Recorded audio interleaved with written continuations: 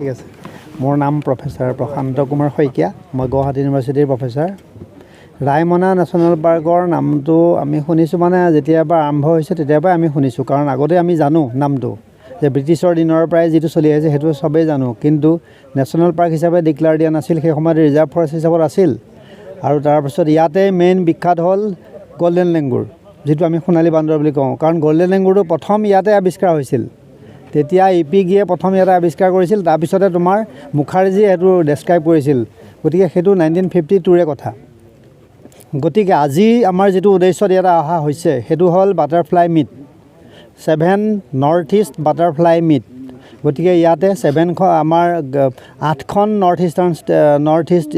eastern ৰিজনৰ 8খন state আছে গতিকে 8খন ষ্টেটৰ উপৰিও আমাৰ সমগ্ৰ ভাৰতবৰ্ষৰে মানুহ ইয়াত আহিছে এই বাটাৰফ্লাই মিটটো মানে এনজয় কৰিবৰ কাৰণে বাটাৰফ্লাইবিলাক চাবৰ কাৰণে আৰু কনজাৰভেশ্যনৰ এৱাৰনেছ কৰিবৰ কাৰণে সকলোৱে আহি ইয়াত উপস্থিত হৈছে গতিকে ইয়াৰ মেইন উদ্দেশ্যটো হ'ল সেইটোৱে গতিকে গোটেই আমাৰ অসমৰ নৰ্থ ইষ্ট আমাৰ অসমকে ধৰি 8খন আমাৰ ষ্টেট আছে ছিকিমৰ পৰা আৰম্ভ কৰি মণিপুৰ ত্ৰিপুৰা অৰুণাচল তাৰ উপৰিও আমাৰ বেলেগ বেলেগ জেগাৰ পৰা আহিছে গতিকে আমাৰ উদ্দেশ্যটো সেইটোৱে যে আমি ইয়াতে আহি এনজয় কৰিম আমাৰ বন্যপ্ৰাণীবিলাক চাম কেনেকুৱা অৱস্থাত আছে বাটাৰফ্লাইবিলাক আমি চাই তাৰ আমি কাউণ্টিং কৰিম যেনেকৈ আমি 10 স্পেচিছ লিষ্ট চেম্পলিং কৰিব লাগে সেইটো আনি আমি জমা দিব লাগে ইয়াতে গতিকে সেইখিনি কামৰ কাৰণে আমি ইয়াত আহিছোঁ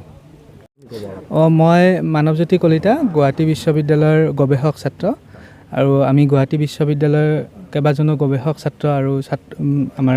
মাষ্টাৰ ডিগ্ৰী ছাত্ৰ ছাত্ৰী বাটাৰফ্লাই মিটত আহিছোঁ আৰু ৰায়মনাখন নতুনকৈ ঘোষণা কৰাৰ পিছত আমাৰ উৎসাহ বাঢ়িছে BTAD অঞ্চলত আমাৰ ৰায়মনাখন নেশ্যনেল পাৰ্ক দিয়াৰ কাৰণে আমি চৰকাৰক ধন্যবাদ জ্ঞাপন কৰিছোঁ আৰু এইটোৰ জৰিয়তে আমাৰ দেশৰ বিভিন্ন ৰাজ্যৰ পৰাও আমাৰ বিভিন্ন ৰাজ্যৰ মানুহবিলাক আহিছে আজি বাটাৰফ্লাই মিটত তাৰ জৰিয়তে আমাৰ এইখন যিখন ৰাষ্ট্ৰীয় উদ্যান সেইখনো অসমৰ প্ৰেক্ষাপটত বা ৰাষ্ট্ৰীয় প্ৰেক্ষাপটত আৰু শেষত সকলোৱে যেতিয়া কাম কাজবিলাক কৰিব গৱেষণা কৰিব বাটাৰফ্লাই চাব চৰাই চিৰিকটি চাব এইটো আন্তঃৰাষ্ট্ৰীয় পৰ্যায়লৈ জিলিকি যোৱাৰ কাৰণে এটা সুযোগ হ'ব সুবিধা হ'ব গতিকে এই বাটাৰফ্লাই মিটখনে গৱেষকসকলক ছাত্ৰ ছাত্ৰীসকলক আৰু বিশেষকৈ পৰিৱেশ কৰ্মীসকলক উৎসাহিত কৰিছে আৰু আমি আশাবাদী যথেষ্ট north east butterfly meet 7th edition যিটো সেইটো আমাৰ ৰায়মনাত ৰাষ্ট্ৰীয় উদ্যানত অনুষ্ঠিত কৰিছে আৰু গোটেই ভাৰতৰ পৰা আনকি ভূটানৰ পৰাও আমাৰ পাৰ্টিচিপেণ্ট আছে বহুতকেইটা অনুষ্ঠানে লগ হৈ এই বাটাৰফ্লাই মিটটো অনুষ্ঠিত কৰিছে 70জনকৈ ষ্টুডেণ্ট পাৰ্টিচিপেণ্ট আছে তাৰ বাহিৰেও ইউনিভাৰ্চিটিবোৰ আছে গুৱাহাটী ইউনিভাৰ্চিটি হওক বড়োলেণ্ড ইউনিভাৰ্চিটি হওক আৰু আজি এই শুভ মুহূৰ্তত